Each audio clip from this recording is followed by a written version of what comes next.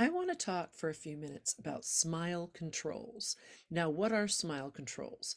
Smile controls are any actions that are put on the face in an effort to diminish the appearance of a smile. So anatomically speaking, if we're looking at the typical muscles of a smile, this is the contraction of zygomatic major, the muscle that runs from here, starts here and connects to the lip corners. That's zygomaticus major. And when it contracts, we see the lip corners lift up obliquely, the cheeks are lifted. This is what we typically think of as a smile.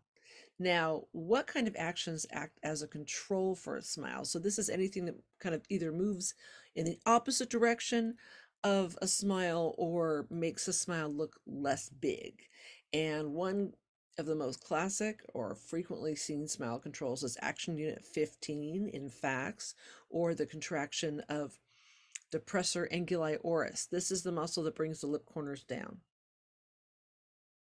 So when that is combined, when you have a smile and you add action unit 15 or lip corner depressor, you see that the smile is diminished because the lip corners are brought down. The cheeks are still lifted, looking very smiley, but the lip corners go like that. So action unit 15 is one smile control. Another one is action unit 17 in FACS, or what we know as a contraction of mentalis muscle, which is a muscle that when it contracts, it pulls up on the chin and lifts the lower lip like that. This action is a control not by changing the lip corners, but by pushing up in the center of the smile, flattening it out. So if we have this and then add the 17, you can see that it kind of becomes a straight line instead of that kind of curved concave shape we associate with a smile. And the third most common smile control is the lip press, or action unit 24 in FACS. And this is primarily the action of orbicularis oris, which are the muscles, the circular set of fibers in the lips. And a lip press simply is, when you add that to a smile, it gives the impression of holding something back.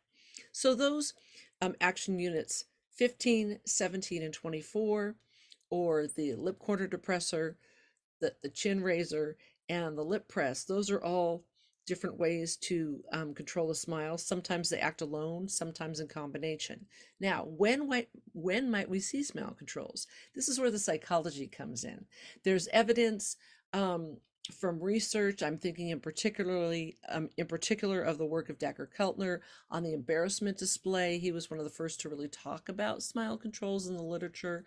And that research suggests, as well as subsequent studies, that people show these controls, these smile controls, when they are self-conscious or trying to not appear to be as happy. So there's a variety of contexts in which this might emerge. Anecdotally speaking, in my own life, I've noticed that I use them. Here's the context. So I'm one of these people who smiles to people on the street, strangers, just a little bit of a smile like that. But I've noticed, by examining my own behavior and examining what when you work with facial expression, you start to notice what you're doing with your face as you walk around in the world. And I noticed that I would add this little AU17, or the chin raiser, right after the smile. So I do this. And as soon as I noticed I was doing that, I was like, I don't want to do that. I don't want to have the smile control, but I could not control it because it had become so habitual, and I still can't prevent myself from doing a really quick little action unit 17. And this raises the question, where do these come from? How do we develop them? It might be from modeling the behavior of those around us. Who knows? And maybe when we first start doing them, they're voluntary, but over the course of, many years of this being one of our idiosyncratic behaviors, we might do them automatically without thinking about it. And I think that's true of a lot of people. So anyway, those are smile controls. See if you notice them in the world around you and in other people's behavior, and see if maybe you do some yourself.